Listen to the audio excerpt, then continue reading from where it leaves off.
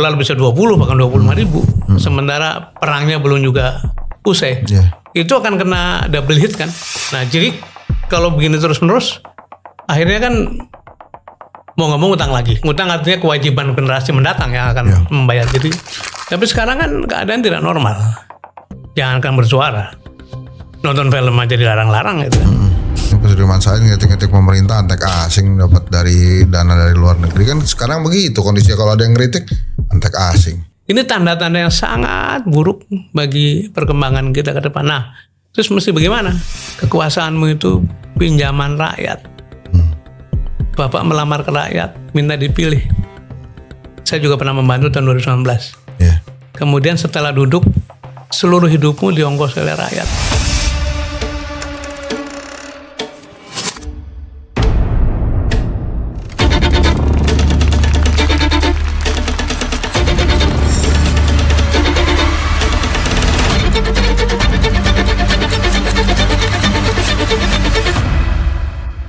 Bismillahirrahmanirrahim. Assalamualaikum warahmatullahi wabarakatuh. Teman-teman semua, hari ini saya kedatangan Menteri ESDM terbaik di zamannya, Pak Sudirman Said. Nggak pakai di zamannya Pak ya.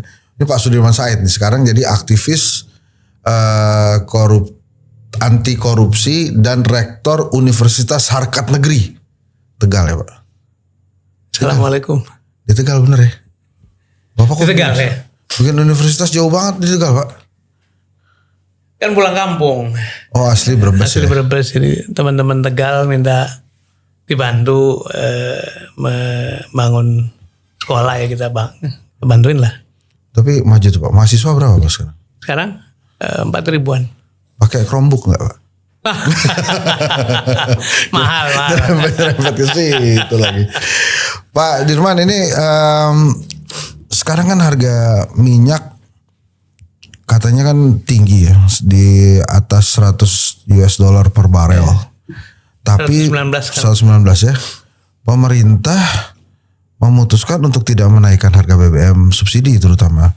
Bahkan yang non subsidi Pertamax juga belum dinaikkan walaupun ada desas-desus katanya akan naik.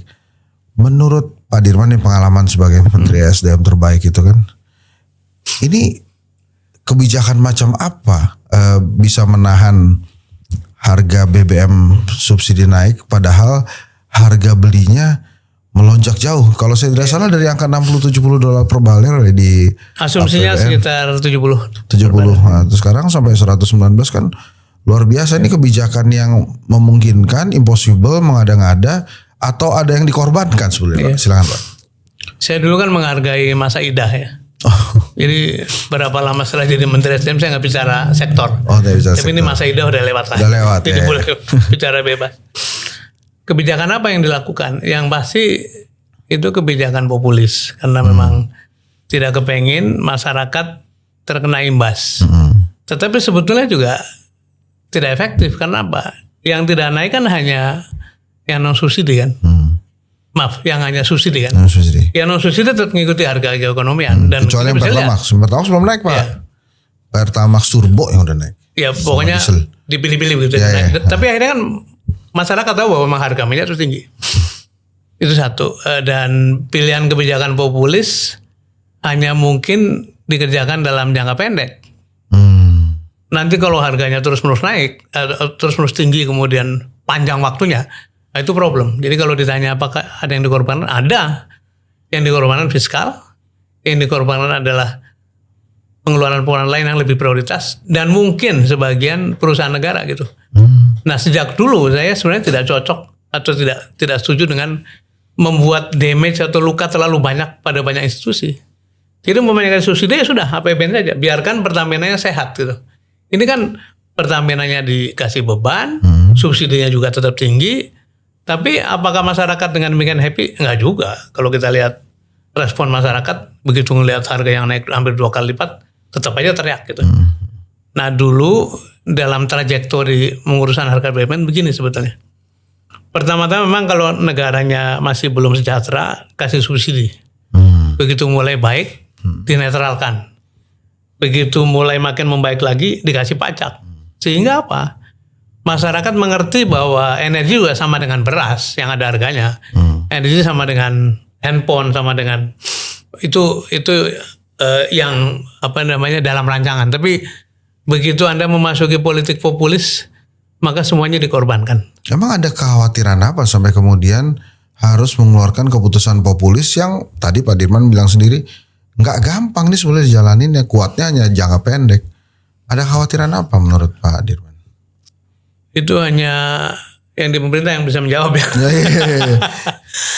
Tapi kalau sebagaimana sebagai akademisi lagi, sebagai rektor, sebagai analisis, sebagai rektor ya. Tapi setiap politik populis kan sebetulnya politik yang mengedepankan aspek elektoral. Ini yang saya mau katakan di sini sebetulnya.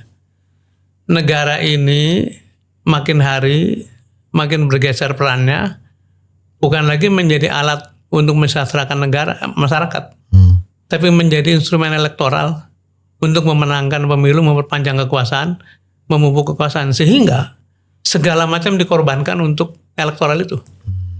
Jadi penjelasannya mudah sekali. Nanti akan dipilih kebijakan-kebijakan yang kira-kira menyenangkan rakyat banyak, tetapi dalam jangka panjang punya risiko-risiko yang serius gitu. Termasuk model begini.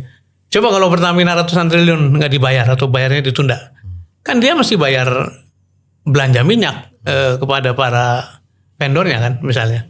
Atau kalau tiba-tiba harganya, kita sering dengar kan sahabat kita Prof. Latuihin, dolar bisa 20 bahkan 25.000, sementara perangnya belum juga usai. Itu akan kena double hit kan.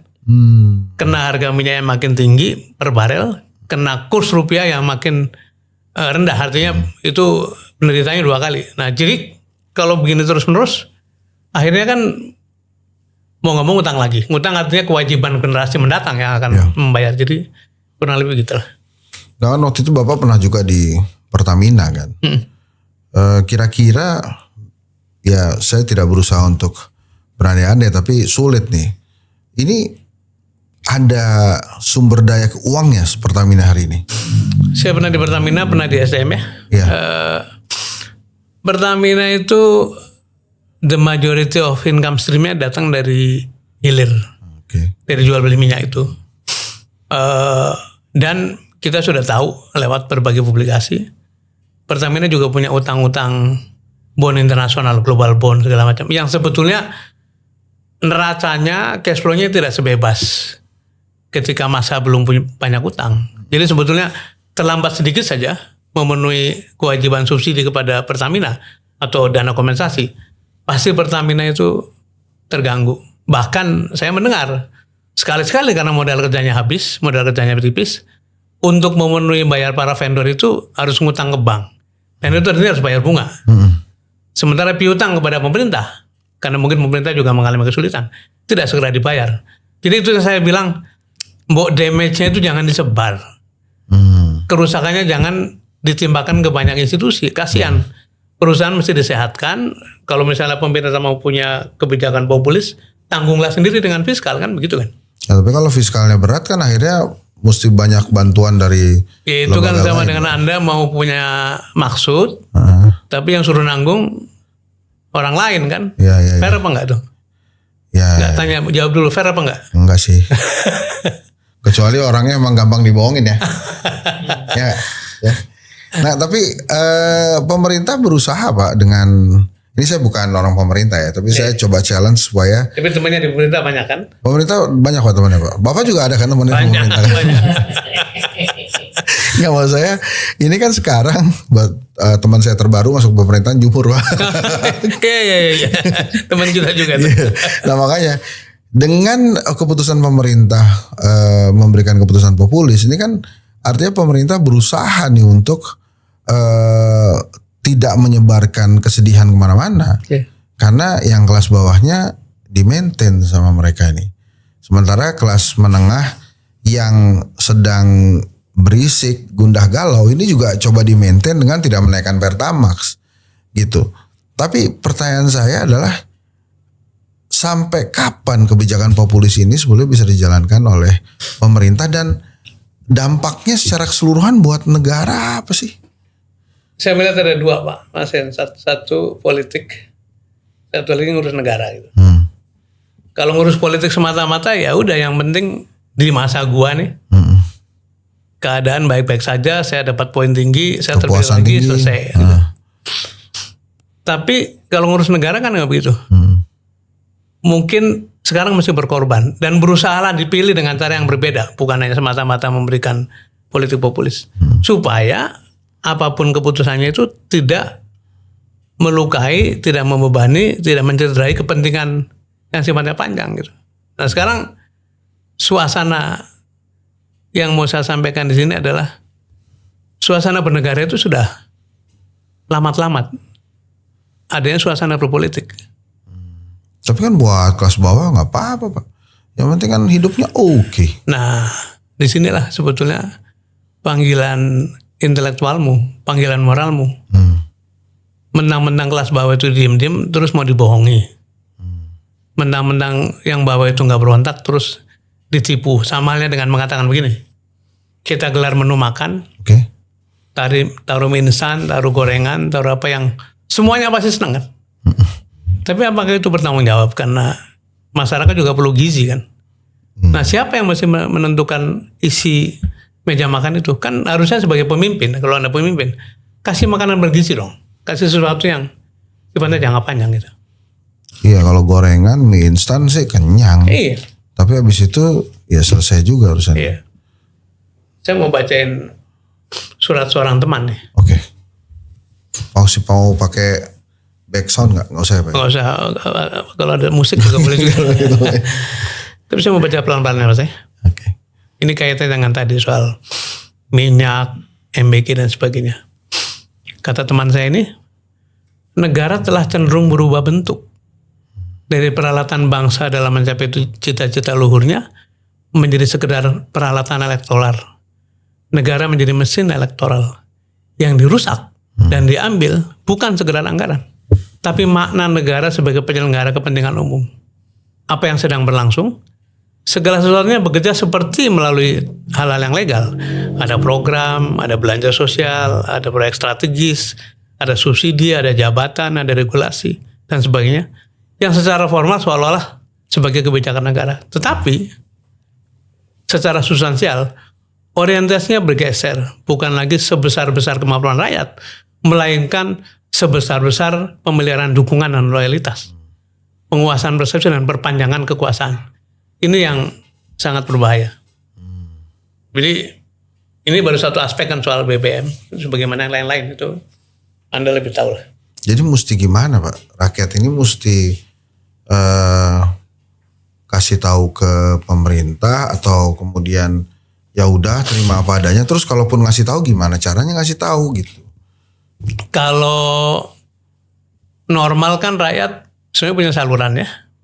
Apakah lewat wakilnya di DPR, DPRD, apakah lewat eksekutif di pemerintahan atau lewat media gitu. Tapi sekarang kan keadaan tidak normal. Jangankan bersuara, nonton film aja dilarang-larang gitu kan. Jadi represi gila-gilaan. Kalau kita lihat DPR tidak lagi berfungsi sebagai alat kontrol gitu. Jadi suara tidak bisa disalurkan sana ke lewat parlemen. Media mengalami pelumpuhan. Kita juga mendengar banyak cerita lah. Pemret diminta diganti karena terlalu kritis segala macam. Ini tanda-tanda yang sangat buruk bagi perkembangan kita ke depan. Nah, terus mesti bagaimana?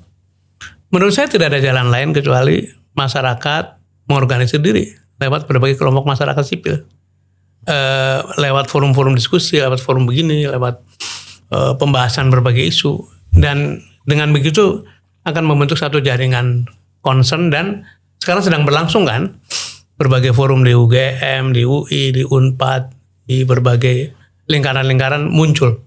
Bahkan menurut saya yang sekarang terjadi soal pelarangan film Pesta Babi. Pesta Babi itu sebetulnya diam-diam itu menjadi alat konsolidasi dari masyarakat yang tidak punya bentuk sebagai kekuatan politik. Nah, kalau ini terus berlangsung, menurut saya sih itu baik karena inilah satu-satunya jalan bagi menyuarakan apa-apa yang jadi keperhatian masyarakat. Itu saya punya harapan begitu. Tapi balik lagi yang tadi saya katakan ini pengalaman ya Pak.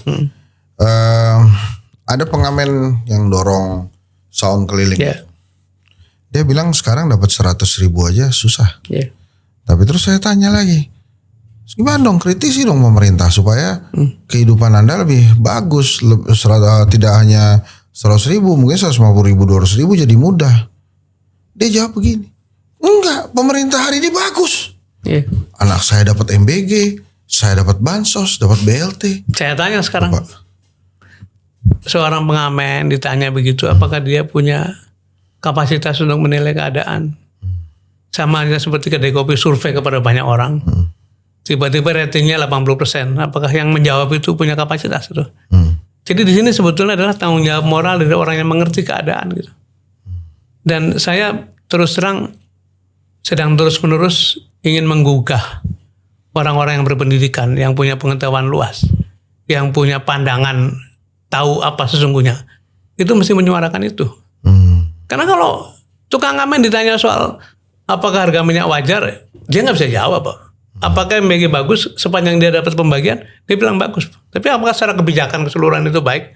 Dia nggak bisa jawab. Maksudnya tidak kompeten untuk itu. Kita tidak mengatakan masyarakat kita bodoh, tapi seharusnya artikulasi mengenai keadaan itu datang dari orang yang punya pendidikan baik, punya wawasan baik, seperti Dr. Henry Satrio gitu ya, dan kawan-kawan. Jadi diperlukan memang pendidikan warga terus-menerus, dan orang-orang kayak kita ini yang saya tadi disebut pernah di pemerintahan kan diberi Tuhan tahu sedikit banyak tuh. Saya nggak boleh diam, Pak, untuk memberikan penjelasan pada masyarakat supaya keputusan apapun hari ini tidak mengorbankan kepentingan jangka panjang dari negara ini. Itu bebannya ada di kita kelas menengah. Menurut saya.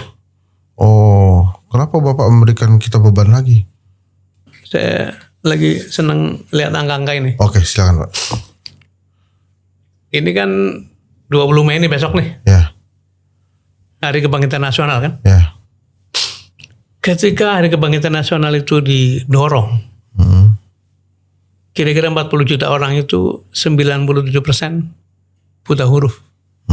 Hanya ada 178 orang pribumi yang sekolah di sekolah tinggi. Hanya ada 6 sekolah tinggi tuh. Stovia, THS Sekolah Hukum, Sekolah Teknik di Bandung, RHS Sekolah Hukum di Jakarta, ada Osvia di Surabaya, ada Sekolah Guru Quick School. Hanya ada 320 sekolah dasar. Dan mayoritas penduduknya tentu saja buta huruf, miskin, tertindas, nggak berdaya. Ini saja bisa menggerakkan kebangkitan nasional, mendorong Sumpah Pemuda, dan akhirnya kita mencapai kemerdekaan. Membebaskan diri dari keterbelakangan. Nah sekarang ini, hari ini nih, yang buta huruf pasti nyaris nol lah. Yang sekolah itu di perguruan tinggi lebih dari 25 juta. Berkali-kali lipat tuh. Wah udah.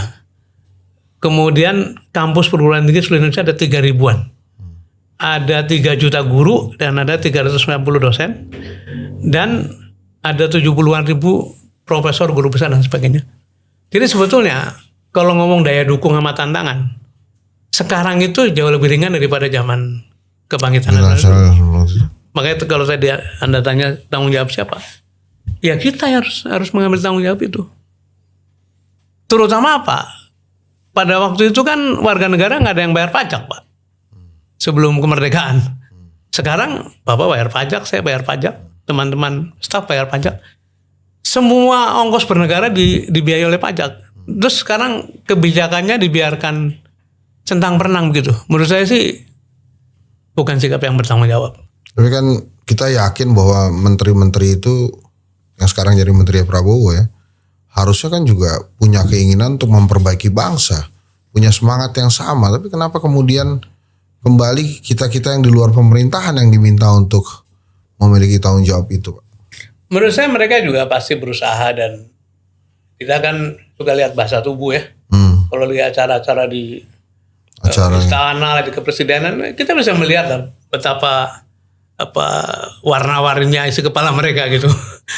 Mau melawan bagaimana? Kecuali Purbaya, Pak. Purbaya katanya bangga tuh kemarin tuh. Selama Purbaya masih senyum, jadi, kita tenang aja. Jadi mereka orang berpendidikan, orang berpengetahuan, pasti punya concern yang sama. Cuman kan memang bedanya orang kayak kita kan bebas, tidak ada constraint. Nah makanya saya bilang tugasnya sama-sama tanggung jawabnya sama-sama besar. Yang di dalam mengerjakan policy, nyusun policy, menjalankannya. Yang di luar selalu mengingatkan supaya polisinya benar gitu. Tapi tadi memang kita sebetulnya juga menaruh harapan pada teman-teman yang di dalam untuk sama-sama berpikir kerasnya untuk mengatasi masalah-masalah ini. Tapi yang harus kita terima sebagai kenyataan adalah pola komunikasi antara pemimpin sama pasukannya itu kan periode ini agak unik gitu ya. Satu arah berjam-jam. Saya sih bayangkan begini aja Pak. Kalau orang bicara 2 jam nggak ada di stop, terus diskusinya kapan? Jadi pimpinan tertinggi kapan menerima masukan-masukan yang sifatnya kenyataan yang sulit? Dan kapan pula memikirkan bagaimana menyelesaikannya? Jadi saya sungguh simpati pada teman-teman yang di pemerintahan. Betapa sulitnya mereka. Tapi, karena itu kita bantu. Kita bantu dengan terus-menerus menyuarakan ini. Itu Bapak kan beberapa kali kita ngobrol, saya sebutnya sebuah kampanye mau sampai kapan tuh gimana ceritanya tuh? Bapak kan sering mau sampai kapan, mau begini terus, mau sampai kapan nih, mau begini terus gitu. Iya misalnya sebutlah cerita polisi ya. Kira-kiranya dari kapan mau reformasi kan? Digeser, ditolak, dirubah, muncul laporan baru, nggak ada apa-apa. Kan orang akan lama bertanya, emang mau begini terus? Gitu kan? Kepala daerah bolak-balik ditangkap, diganti, tangkap lagi. Itu pertanyaan, mau begini terus ya?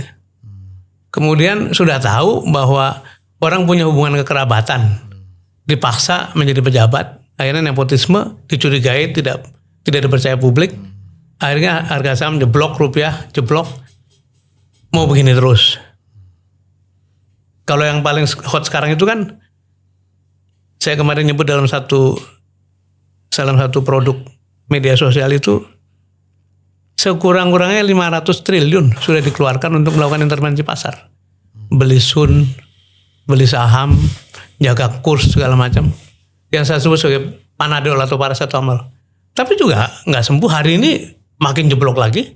Sahamnya makin jeblok di bawah 6.500 malah. Rupiahnya makin jeblok juga di atas 17.600. Pertanyaannya sama, mau begini terus gitu. Jadi jawaban dari mau begini terus tuh memang harus ada solusi permanen. Solusi permanennya nggak ada yang lain Pak. Karena ini menyangkut credibility, ini menyangkut trust, ini menyangkut morality, yang mesti membangun itu semua. Bangun moral kompas, bangun kepemimpinan yang dipercaya, bangun kompetensi, dan hilangkan penyakit-penyakit yang membuat orang nggak percaya pada cara kita bernegara gitu. Itu saya kira nggak ada yang menolak pandangan ini. Dan bahkan saya boleh menjamin sebagian teman-teman di pemerintahan pun mengatakan kayaknya ini bener nih, cuman nggak bisa ngomong aja gitu. Nggak enak ngomong aja. Jadi begitu. Ada yang bilang, kan tadi Bapak bilang mau begini terus ya, nanti lah sampai 2029. Emang mau lebih cepat Pak? Saya kira bagus, dan saya ingat almarhum Cak Nur itu katanya cara menghukum administrasi atau pemerintahan yang tidak perform itu bukan dengan menjatuhkan. Itu tidak sehat bagi demokrasi. Tapi dengan cara tidak memilihnya pada periode berikutnya.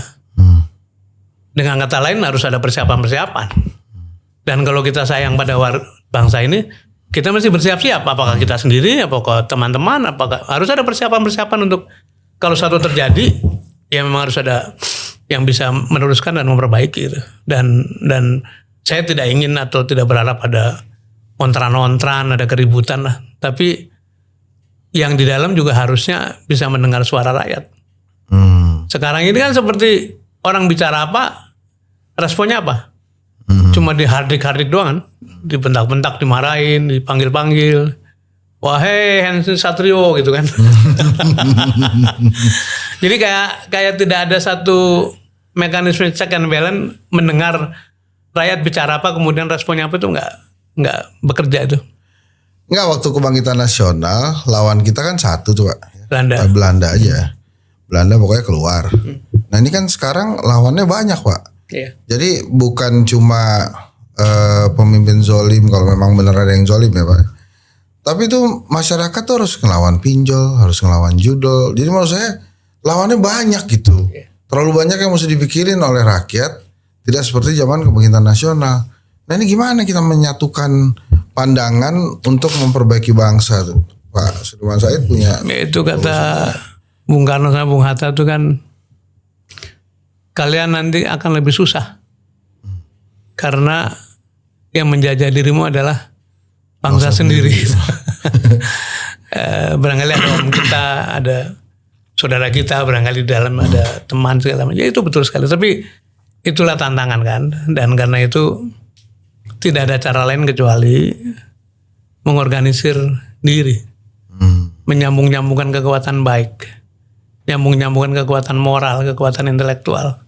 Bahkan saya merasa negeri ini sedang kehilangan spiritualisme. Menurut saya ya.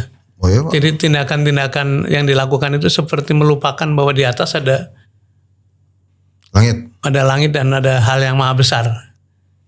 Ada dosa gitu. Ada terlalu banyak keputusan-keputusan seperti tidak mengindahkan bahwa ada dosa, dan menurut saya itu dari segi keberkahan juga akan berpengaruh. Nah, keputusan yang salah, polisi yang salah, nunjuk orang yang salah, korupsi, penyimpangan, manipulasi, bohong, data, itu bagian dari karena tidak adanya moral kompas. Dan harus ada perjuangan sungguh-sungguh. Ini terutama buat teman-teman yang muda-muda, karena saya sering menyebut sudah 63 tahun, sudah maghrib usianya, tinggal isya habis itu subuh selesai. Tapi yang usianya 20-an, usianya 30-an, 40-an, apapun yang dikerjakan hari ini akan berdampak pada kehidupan mereka. Karena itu mereka harusnya bergegas mengorganisir diri untuk menyongsong, merebut kembali masa depannya itu. Tapi nggak ada pemimpin alternatif yang bisa memimpin nih Pak? Ada. Pak SS. Pasti ada. Pada waktunya pasti, karena pemimpin itu kan tidak seperti pisau dibikin kan, tapi muncul oleh keadaan gitu. Jadi nanti gimana waktu 98 kan ada geng Ciganjur tuh ya. Amin Rais. Amin, ya. Pak Hamengkubuwono, Sultan, Bu Mega, Gus Dur. Sekarang siapa Pak? Kalaupun ada, misalnya kalaupun ada ya, baru Henry Satrio, Sudirman Said, dua lagi kagak ada. Minimal sudah ada dua kan? Tinggal nyari yang lain gitu. Tapi perlu gak sih Pak pemimpin yang muncul seperti 98 itu, atau memang rakyat bisa bergerak dari bawah dengan sendirinya aja seperti itu? Dulu tahun berapa tuh kita guyon sama teman-teman lah gitu. Bro, kita masih nyiapin kira-kira 10 orang yang akan kita siapkan jadi calon presiden. Kalau gitu tinggal 8. Yang gue sudah ada kan. Tapi saya mau jawab gini. Memangnya Gus Dur tiba-tiba muncul. Memangnya Megawati tiba-tiba muncul. Amin Rais tiba-tiba. Kan enggak. Mengapa Gus Dur muncul? Kredensial dia sebagai cucunya pendiri NU, putranya petinggi NU, dan kegiatan dia sendiri kan. Bikin forum demokrasi, bikin macam-macam, menulis terus-menerus. Bu Mega juga sama.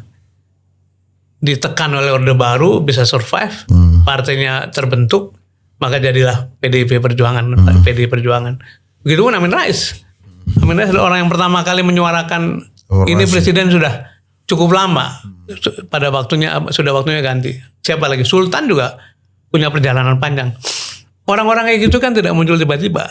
Jadi nanti juga yang akan muncul yang begitu-begitu, yang ketika dilihat track recordnya ternyata ada dan akan merespon momentum dengan cara yang tepat, sehingga kemudian secara natural dia akan terpilih menjadi pemimpin yang formal. Karena itu yang kita lakukan sebagai ikhtiar, kita terus bertemu dengan tokoh-tokoh moral Pak.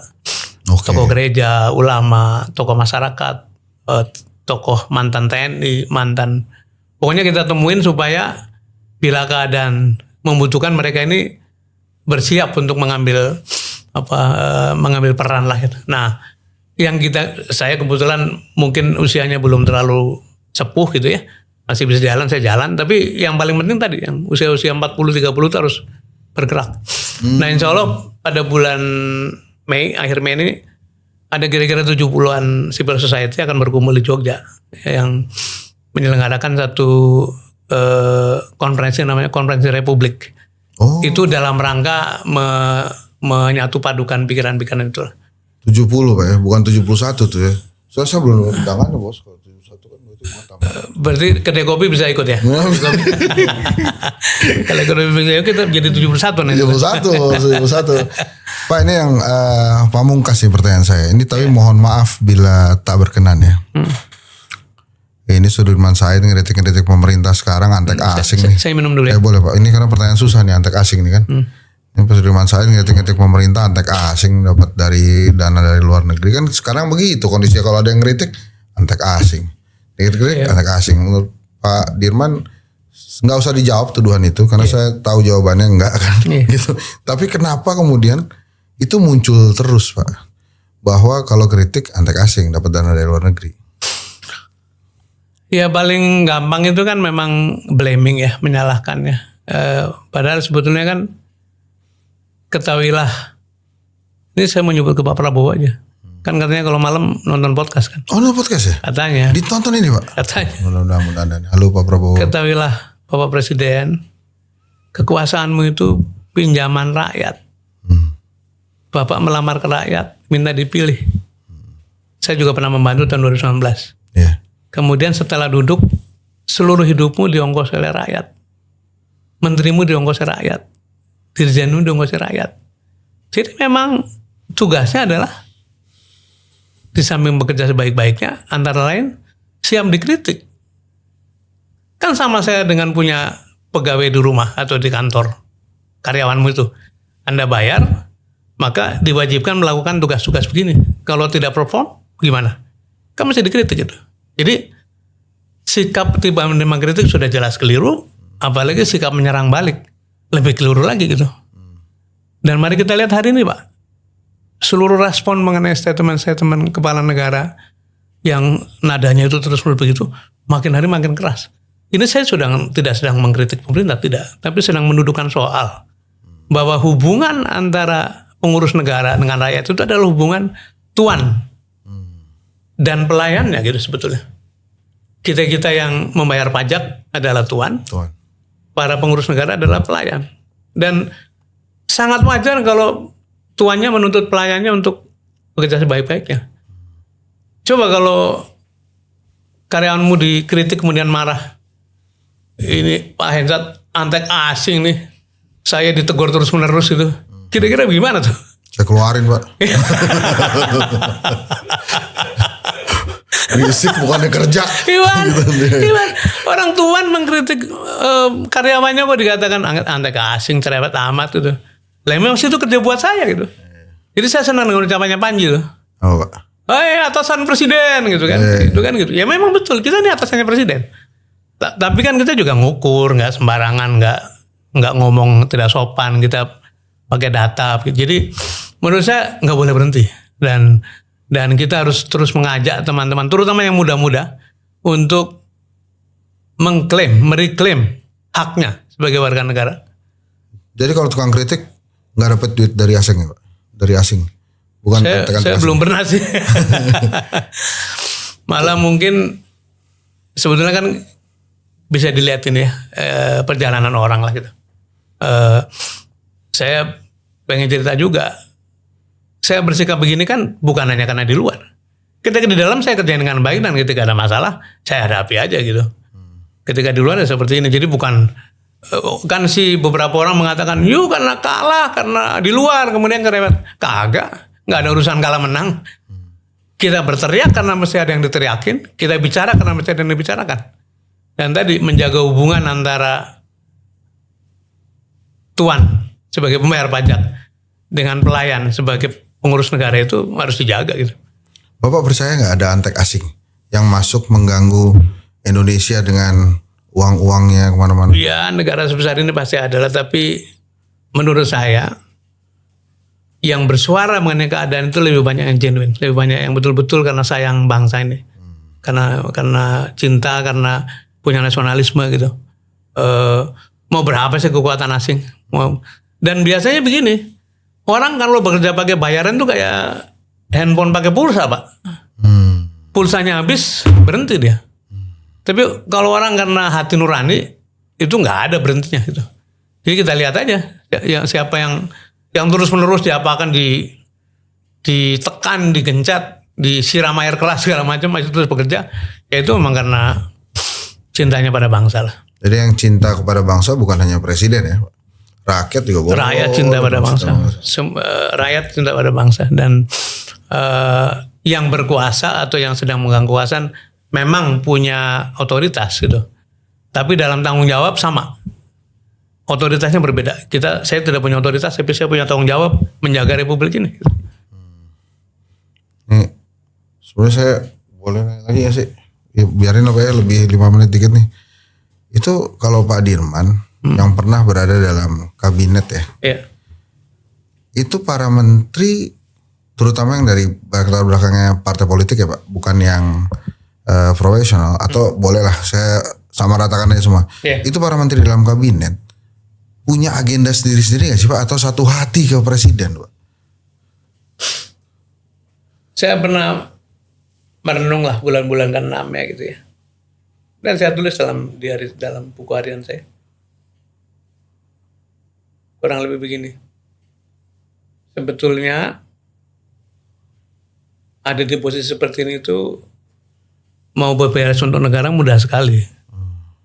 Karena punya otoritas, punya budget, punya pasukan, punya SK kan. Dan yang paling punya kekuasaan melakukannya adalah yang di ujung sidang kabinet yang memimpin gitu. Presiden maksudnya. Ya. Tapi pertanyaan saya adalah, saya tulis, berapa persen di ruangan ini yang betul-betul mikir rakyat, mikir negara sepenuh-penuhnya gitu. Saya nggak jawab pertanyaanmu langsung, tapi saya bertanya dengan pertanyaan. Menarik tuh. Di antara seluruh ruang kabinet yang waktu hanya 34 itu, kira-kira berapa persen yang betul-betul seluruh hidupnya itu untuk negara, untuk rakyat? Itu zaman 34. Apalagi sekarang. Apalagi sekarang. Berapa Jadi, persen tuh ya? Ini sebetulnya kalau saja seluruh pikiran, hati, kekuatan, resources itu untuk rakyat, nggak perlu ada kerumitan-kerumitan lah. Itu tadi Sudirman Said teman-teman. Kalau masih penasaran ya nanti kita ngobrol lagi. Tapi setidaknya mau begini terus gitu ya Pak. Iya. Jadi saya pengen ngulang. Dengan keadaan seperti sekarang ini. Dolar naik, harga saham turun, BBM tidak pasti, MBK centang perenang, Koperasi Merah Putih terancam banyak korupsi, pimpinan negaranya setiap 2 pekan sekali meninggalkan gelanggang, ya kan? Cari minyak katanya Pak. Pertanyaannya, emang mau begini terus? Itu kalau pakai bahasa Brebes gimana tuh tadi ngomongnya Pak? Mau begini terus tuh gimana bahasa Brebesnya? Kie pan kayak kie terus itu. Kie? Pan kayak kie terus. Pan kayak kie terus. Betul ya. Assalamualaikum warahmatullahi wabarakatuh. Terima kasih banyak Pak.